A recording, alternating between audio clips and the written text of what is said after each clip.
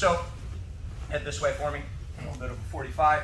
All right, double underpasses, a lot of different ways to get into these. I don't really want to talk too much about the double underpass. I think I said over under, but I don't want to talk about the double underpass too much. I just want to look at it enough that it gives a good feed for us to learn how to elbow push, right? So the first thing that you can do is bring both hands underneath, grab a hold of the belt. You can pull your partner here up on top of your thighs. I call this shelving them. Then what you're going to do is you're going to lock your hands in a gable grip, which just means palm to palm, no thumbs involved, okay? My elbows are tight. I'm going to push off of my toes. My pressure is in my partner, and then I'm going to cut to the side. There are a lot of different ways and a lot of different little details that you can get in here, how to grab the collar, how to pull them in tight.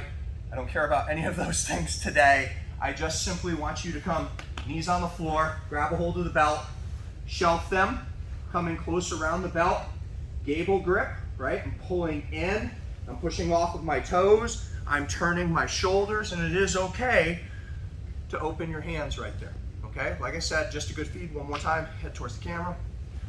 Shelf, around the belt, gable, so no thumbs, right? I'm gable gripping, I'm pushing heavy pressure in, I'm turning and pushing with one of those shoulders, and I'm just making that cut to the side. Make sense? Let's try it. 1, 2. The most difficult part with a compliant partner, what you're doing right now about this pass. Shelving them? Shelving them. Okay. For me, I feel like when I'm planking into them and I start to turn, sometimes their body spins with me and I can't get to the outside of the legs. And so there's like a little shoulder shimmy that you do there, but the reality is in the gi, the friction sometimes keeps you caught together. And here's what I mean. Let's turn right here. So we're doing well here. I get low, I stack them up, and when I'm turning, this is happening, right? And he's not even really resisting me. And with a compliant partner, it should be pretty easy, right? And so that's why people reach across. And so that's what we're gonna do for right now. There are a lot of different ways that this is taught. Sometimes they'll teach thumb in the collar. In no-gi, there's no collar. And so they'll just cup the side of the neck. For today, I want you to cup the neck because it's gonna pair well with today's technique, okay? So I'm here, I come up, I want you to bring that hand to the neck, and then I just want you to rotate around. And a lot of people will use that as an entry into the north-south choke too. One more time.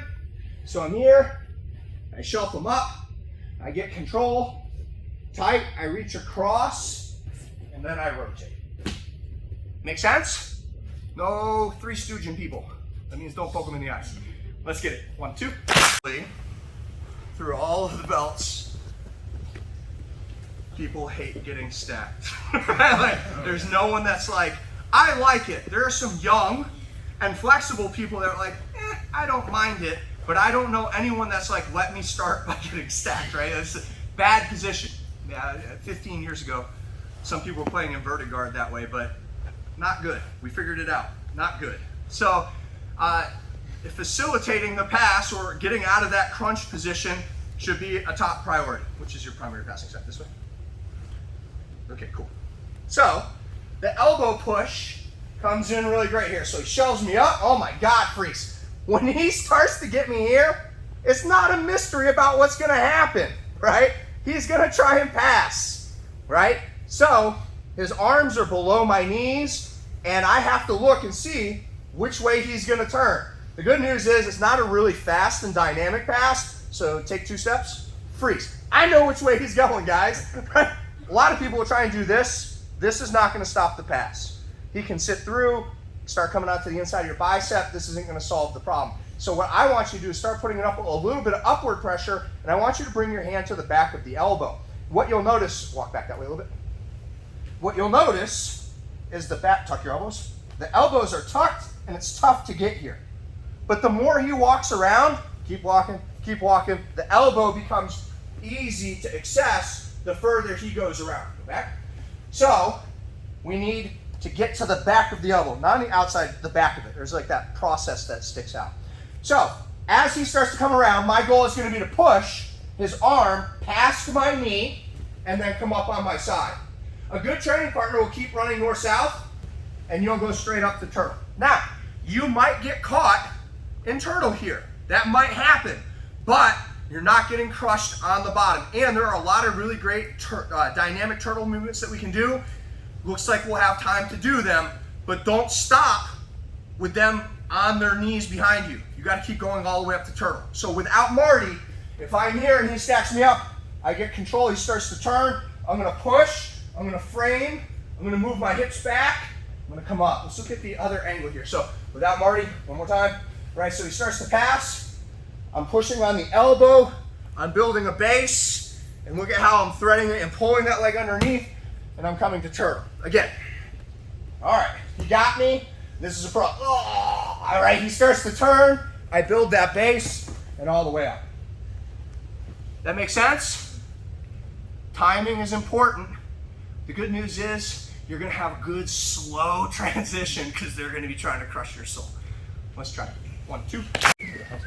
So the good news is I look around and about half of you are doing the next move just naturally. Makes me feel like a good teacher, right?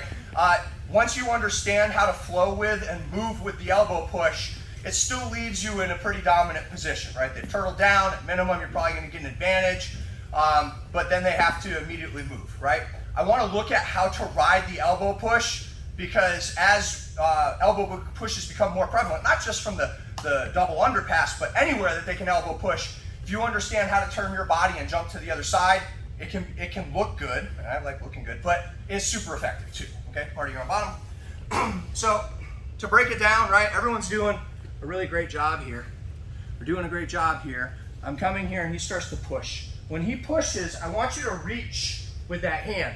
And the hand can touch the floor, but it needs to reach far. It can't touch the floor before the plane of the hip. If it does, you'll find that your elbow gets locked and maybe they armbar you, but most of the time what you'll do is you'll let your elbow flare and it just puts pressure that I don't like. So again, I'm here, I'm up top, I'm pressuring, I turn, the arm reaches, and he starts to go to turtle. I want you to turn your hip and come all the way to the other side. One more time, it's hard to do slow. I want you to push and then freeze halfway through the push, okay? So you'll come up on your frame, but don't come to turtle, okay? So 1, 2, and if you want to tell your training partner to do what I just told Marty to buy you some time, that's okay, right? So I'm here, I come, and he starts to come up. You can see that my hip has turned to the side. Don't be belly down. Come onto the side of your hip, then throw your legs to the other side. And everything has to move together. It looks goofy when I do it halfway. It looks goofy when he stops halfway. But if he pushes and goes to turtle like he should, and I turn on my hip and jump to the other side, it'll be seamless and kind of look cool. So let's take a look at that. So I'm here, I'm under, I stack, I come here, and I'm all the way to the other side. One more time. It's been a while, guys. We'll edit it and make it look great. So I'm here, he's pushing all the way to the other side. On that side of that hip. That make sense? Let's try it. 1, 2.